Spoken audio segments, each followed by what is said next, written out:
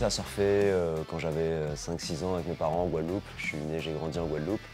Et depuis 20 ans, je suis installé au Pays Basque. Et voilà, maintenant, je partage ma vie entre le surf. J'ai été surfeur professionnel à plein temps pendant pas mal d'années. Et puis ensuite, reconverti, donc voilà, surf et vidéo. Et voilà, maintenant, je continue comme ça avec les projets de documentaire et le surf.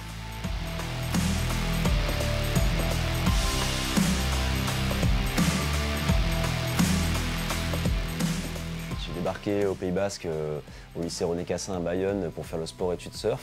Donc j'étais vraiment avec l'objectif de devenir surfeur professionnel. Enfin, je faisais beaucoup de compétitions. Et puis du coup j'ai eu mon bac et c'est là que je me suis lancé en tant que surfeur pro. J'avais réussi à faire des bons résultats. Donc ça a continué comme ça. Et puis à un moment j'en ai eu un peu marre de la compétition. Et j'ai commencé à m'intéresser plus au free surf en fait. Et mes sponsors de l'époque m'ont suivi. Donc le free surf, c'est plus aller découvrir des vagues un peu moins connues, partir avec des photographes, des caméramans. Donc en fait c'est du surf professionnel mais sans l'aspect compétition. Et en fait c'est un peu là où je me suis un peu découvert une passion que j'avais toujours eue quand même, mais disons qu'elle s'est elle s'est développée à travers les voyages. Du coup la passion de filmer, photographier. Et je prenais toujours un appareil photo avec moi. Et je faisais des photos, et ensuite je commençais à filmer, puis j'étais toujours entouré aussi de super photographes et de super vidéastes. Et c'est ce qui m'a donné envie, et c'est ce qui m'a aussi permis d'apprendre un peu comment fonctionnait un appareil photo et une caméra. Et puis petit à petit, j'ai commencé à faire des belles images et des montages de mes voyages. Et en fait, c'est comme ça que je me suis lancé, où j'ai commencé à faire vraiment des petits films, et puis un peu plus longs, et jusqu'au jour où j'ai fait un premier documentaire qui durait 26 minutes.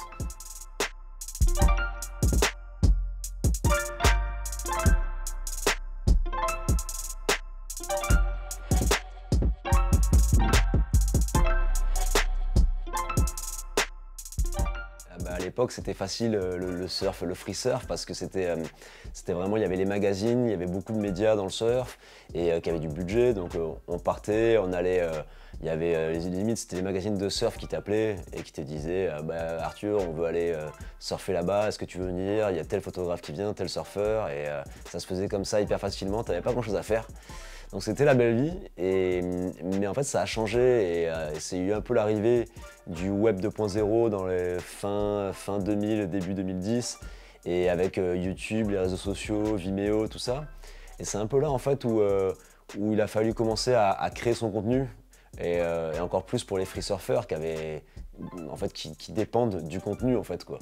Et moi en fait c'est le même moment où je commençais à m'intéresser à la vidéo.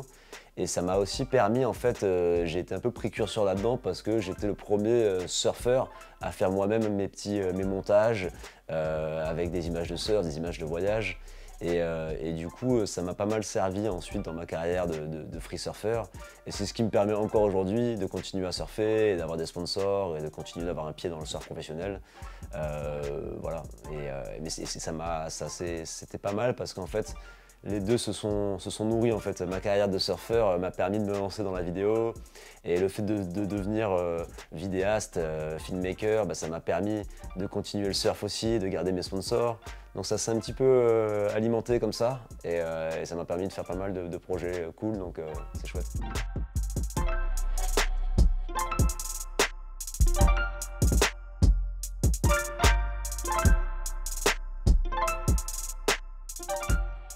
Au début, moi j'essayais de rajouter un peu des belles images, j'essayais de mettre un peu ma sensibilité dans les vidéos que je faisais pour aller un peu plus loin que le surf.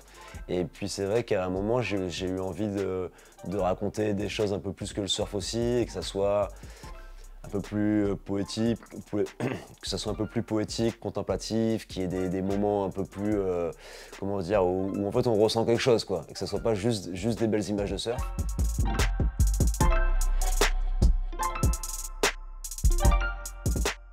En 2017, avec Damien Castera, on était tous les deux à la recherche d'un projet commun. On avait envie de faire un film ensemble et vivre une aventure surf ensemble, et en faire un documentaire. Et on cherchait une destination qui sortait un peu du commun au niveau des vagues, une destination qui n'était pas connue pour le surf, et où il y avait justement aussi une histoire à raconter. Et en fait, Damien, un jour, est arrivé avec la photo d'une vague parfaite au Liberia. Et à l'époque, on savait même pas vraiment où c'était sur la carte, quoi. Donc on a découvert qu'il y avait des super vagues au Liberia, qu'il y avait quelques surfeurs locaux. On a découvert du coup, en s'intéressant au pays, en faisant des recherches, que le pays avait une histoire qui était hyper dure, avec 2 décennies de guerre civile.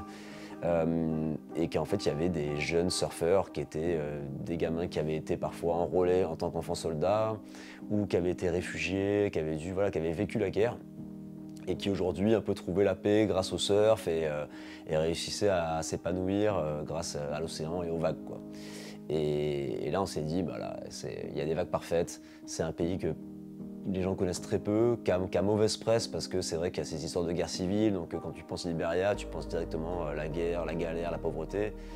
Et nous, du coup, on s'est dit, bon, on va aller les rencontrer, on va aller les interviewer, raconter leur histoire et essayer de faire un film justement positif, montrer, parce qu'eux, ils sont hyper positifs là-bas et la guerre est finie. Et on s'est dit, on va essayer d'aller illustrer un peu le renouveau du pays à travers la pratique du surf, et aller interviewer ces gamins, ces jeunes, tu vois, qui surfent et qui ont très peu de moyens et qui ont une sorte de force de vie, de positivité qui est hyper inspirante, en fait. Et du coup, on a décidé de partir là-bas en juin 2018, et on a fait un premier film qui s'appelle Water Get No Enemy, et qui a eu pas mal de succès. Enfin, il a été vachement bien reçu par le public, donc ça a été vraiment chouette pour nous, pour la communauté de surfeurs là-bas, parce que du coup il y a eu pas mal de retombées derrière aussi, il y a eu pas mal de gens qui se sont intéressés à eux. Et moi, ça m'a permis aussi de m'affirmer aussi en tant que réalisateur de films documentaires, parce que comme le film a eu pas mal de sélections en festival, quelques prix aussi, quelques récompenses, ça m'a permis un petit peu, moi, de dire ok, c'est bon, je suis capable de faire des films. Ça m'a permis aussi d'avoir la confiance de marques ou d'autres partenaires pour financer les films.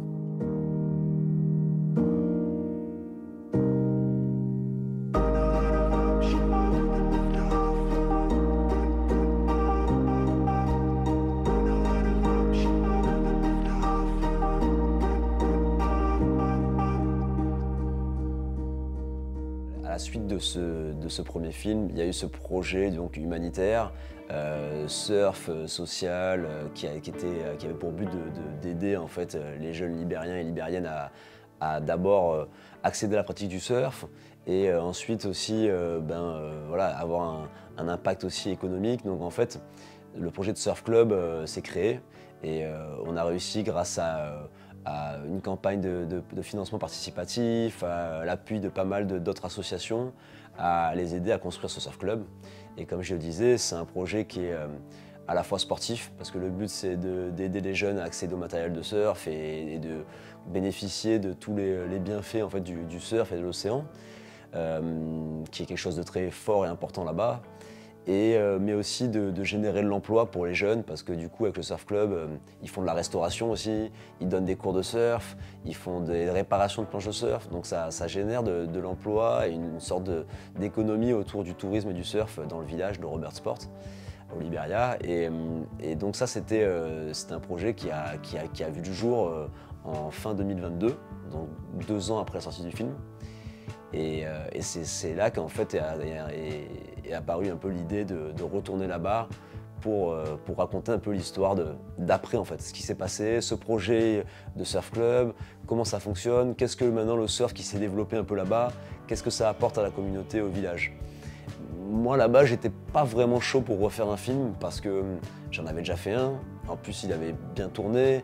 Donc je trouvais ça un peu risqué de retourner faire un film là-bas. Je me disais, ça se trouve, il n'y aura rien à raconter et ça va être un peu... déjà, j'avais un peu la pression, plus j'en ressentais pas forcément la nécessité. Et en fait, les associations avec qui on a œuvré sur ce projet de surf club, c'est elles qui m'ont qui m'ont dit non mais il faut faire un film, il faut retourner là-bas, il faut raconter. L'histoire elle est quand même belle, il y a eu ce film, ce premier film, puis derrière il y a eu un peu ce travail commun avec les surfeurs libériens et toutes les associations. Et du coup, et puis il y a un impact. Alors, maintenant, il y a plus de filles qui surfent, il y a plus de gamins qui surfent, d'enfants, parce qu'avant, ils n'avaient pas accès aux planches.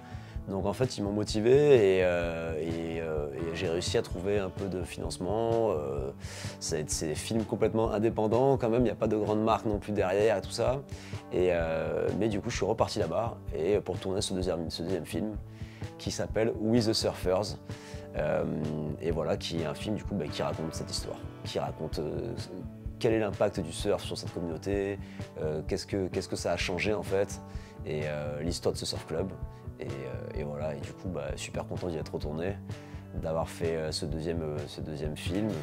C'est des films qui sont vraiment indépendants, tu peux regarder We the Surfers sans avoir vu le premier. Et voilà, super content maintenant de pouvoir le partager au monde et de continuer à raconter l'histoire de ces surfeurs et surfeuses libériens qui pour moi m'inspirent beaucoup par leur force, leur parcours de vie et leur joie de vivre et leur passion pour le surf qui est inébranlable, donc c'est vraiment cool.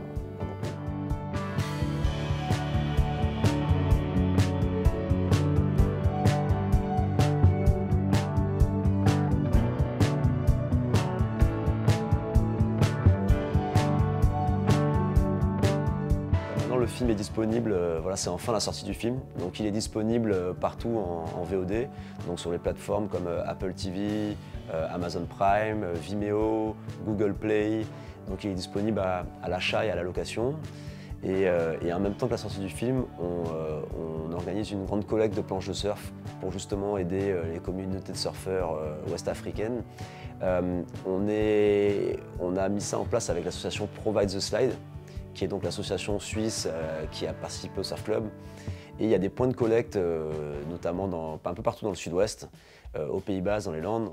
Il y a un site web qui porte le nom du film, donc wethesurfers.com. Et là, vous retrouverez toutes les informations sur le Surf Club, mais aussi tous les points de collecte où vous pouvez aller déposer du matériel. Donc voilà, on compte sur vous, surfeurs et surfeuses du Sud-Ouest, pour aller récolter faire des dons de matériel, parce que je suis sûr que vous avez plein de planches qui servent à rien dans vos garages. Et bien, sachez que ces planches-là, ce matériel-là, il peut vraiment changer la vie d'un enfant, d'une petite fille ou d'un petit garçon au Libéria ou au Ghana, en Sierra Leone. Et ils permettent d'accéder à la pratique du surf. Donc je vous encourage à participer, à soutenir l'association et la récolte de matériel.